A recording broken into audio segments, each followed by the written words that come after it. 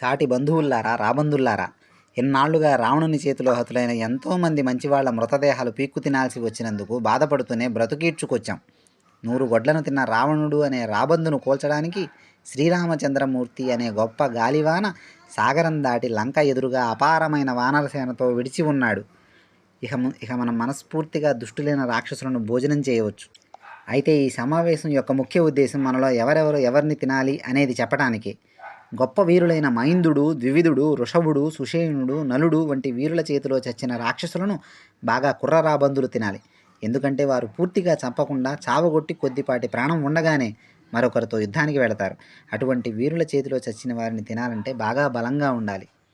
మహావీరులైన అంగదుడు, నీలుడు, విభీషణుడు, జాంబవంతుడు మొదలగు వారి చేతిలో చచ్చిన రాక్షసులను మధ్య వయస్కులైన రాబందులు తినాలి. ఎందుకంటే వారు చంపిన రాక్షసుల దేహాలు కొంచెం మెత్తగాను అక్కడక్కడ గట్టిగాను ఉంటాయి. ఇకపోతే సుగ్రీవుడు, ఆంజనేయుడు, లక్ష్మణుడు మొదలగు మహావీరులు చంపిన రాక్షసుల కళేబరాలను పెద్ద వయసున్న రాబందులు తినాలి. ఎందుకంటే వారి చేతిలో చచ్చారంటేనే రాక్షసుల దేహాలు నుజ్జు నుజ్జై పెద్దవారికి సులభంగా నలుగుడు పడేట్టుగా ఉంటాయి. ఇంకా శ్రీరామచంద్రమూర్తి చేతిలో హతులైన రాక్షసులను ఎవరూ తినకూడదు. అటువంటి రాక్షసుల కళేబరాలు సేకరించి భద్రపరచండి.